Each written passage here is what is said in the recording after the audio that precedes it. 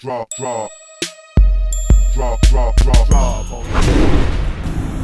All right, how's it going today, man? Going fine. Going fine. So what's your name, brother? Bobby Dixon. All right, Bobby. So, you know, we're out here at 275 Pryor Street at the Gateway Center. This is a facility that helps people in transition, people who are homeless, people who are going through a transitional phase in their life for whatever reason. So, you know, tell me, Bobby, why are you out here? At Gateway, Yep. I became homeless. Okay. And so I guess let's start from the beginning. I mean, where are you from? Atlanta. Okay, born Grady? Yeah, Grady. Okay, Grady, baby. And so you were born here in Atlanta. You grew up here in Atlanta? No, here back and forth between DeKalb County and Fulton County. Okay, where in DeKalb? Barber Lane, off of McAfee. Okay.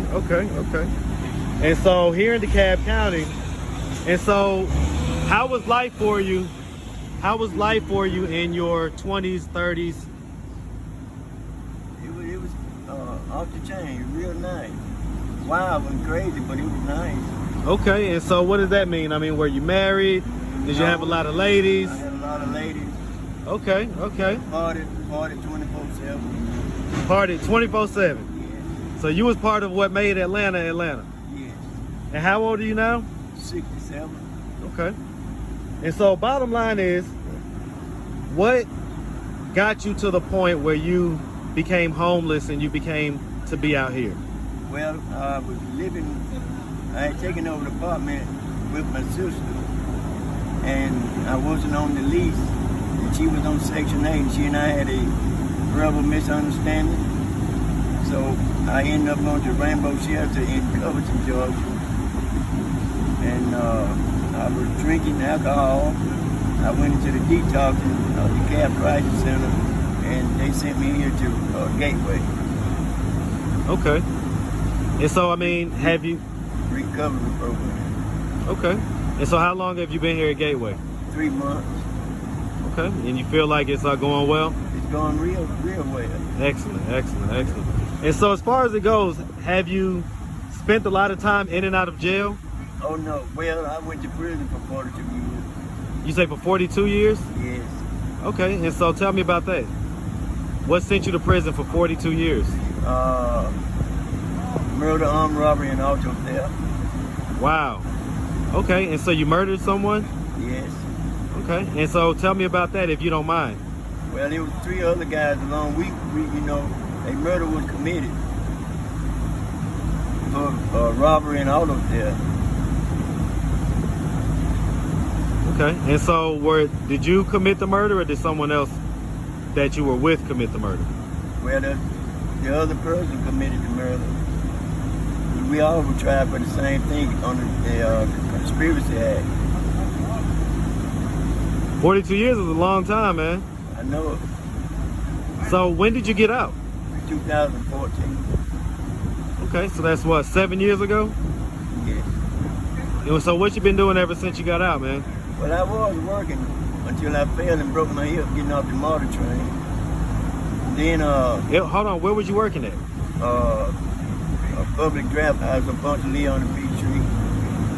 Okay. And you fell and broke your hip? Yes. Good gracious. Yeah. And so once you fell and broke your hip, what happened after that? I went to try to get unemployment, but they wouldn't give it to me. And after that, I started getting my SSI.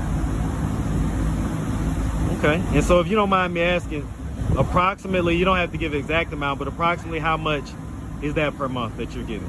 Well, it was $522, and I got a raise to $594. And so with that $594, generally, how would you spend that money every month? Well, since I'm homeless, I'm saving it so that when I get my apartment, I'll be able to maintain my apartment. Okay. And so at any point, did you used to spend it on alcohol, drugs, things like that? I used to spend some, I never spent all of my money on alcohol or drugs. Okay. So really just the argument with your sister. So what was the argument with your sister? I mean, it must have been pretty bad to, have her kick you out and have you on the street like this? Well, I had a bunch of females that kept coming around, and she disagreed with that. But I was paying the rent, and taking care of all the utilities, the light bill and stuff. You was doing that out of that 594? Yes. Well, I guess Well, you say she was on Section 8. Oh, you was working. Start. I had saved up a little money. Okay. Yeah, I had $10,000 in the bank then. Okay. Yeah. So you had a little money saved up. Yeah, I bought me a car. So how is she paying those bills now? She married and moved to Columbus with her husband. So she's paying her apartment bill. She got an apartment over on Myrtle Drive. And so who's staying in that apartment? She come back and forth from Columbus and stay in there. And so she doesn't. Oh, so she wasn't living there with you when you were living there. I took sole responsibility, but I was not on the lease. And so she got upset because you was having a lot of women friends come through? And the fear factor that I was not supposed to be there. I was on parole then, and she was on Section 8. And so that would have messed up her Section 8. Yeah. I got you. So she just resorted to the fact that I had the little female. She used that. So I had to go. Be what it was. Yep. And so how long, are you still on parole? Yes. How long are you going to be on parole till? 7 more years. Wow, so 14 years on parole? Yeah. And so when did this murder take place? 75.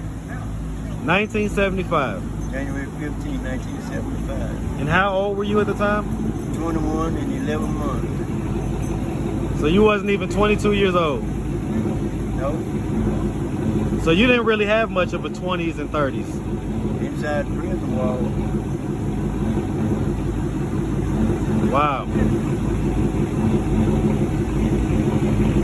Okay.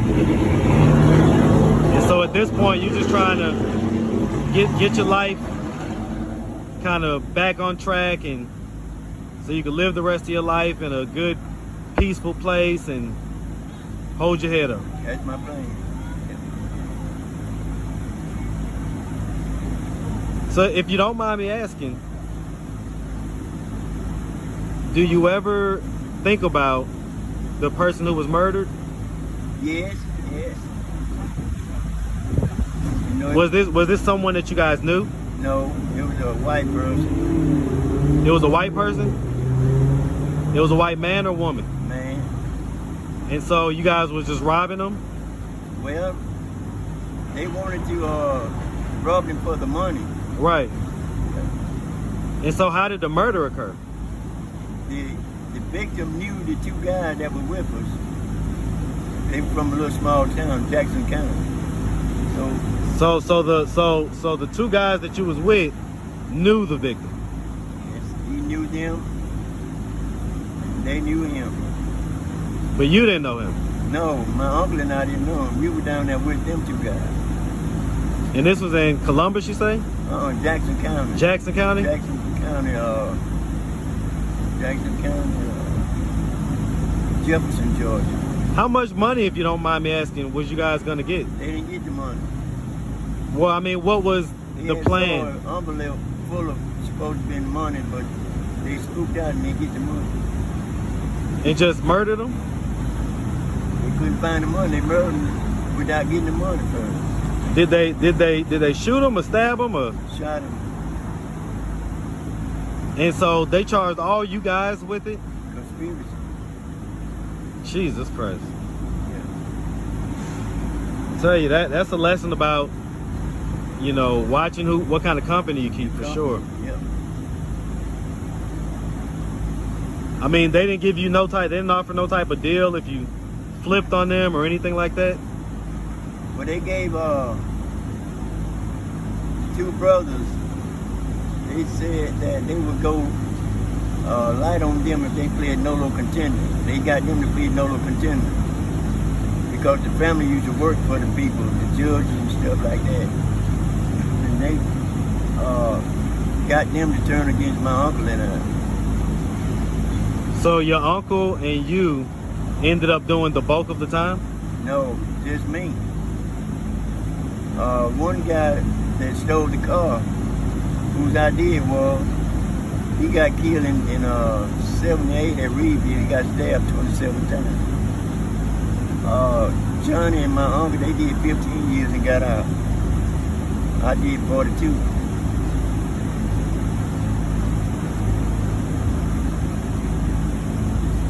How does that add up? We all had then the sentence was life plus 27 years. You could do a minimum or a maximum. Their behavior was better than mine. It had something to do with your behavior. So you wasn't sentenced to 42 years. I mean, you were sentenced to 42 years maximum. And that's if you had, that's the worst case scenario. But you could have done 27 years. No, that was my maximum, 27. The least, okay, how you doing, bro? See, the least I could have done was life. The max I could have done was 27.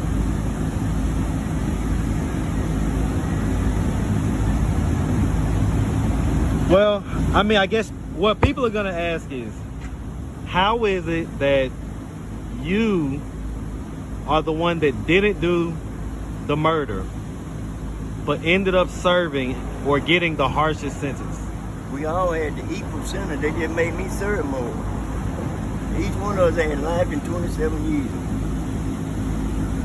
Okay, so when you say 27, so 27 years is the minimum that you would have done. Maximum. And in life, minimum or maximum? Maximum means the most.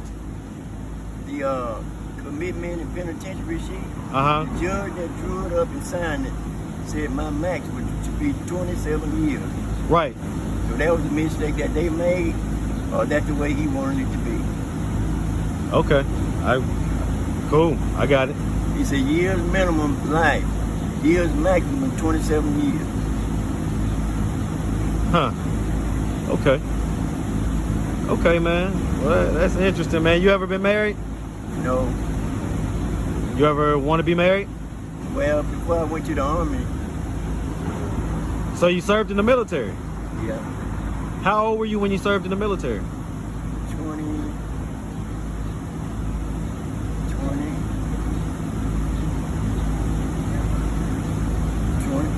Wow. So that was like a year and change before that incident happened.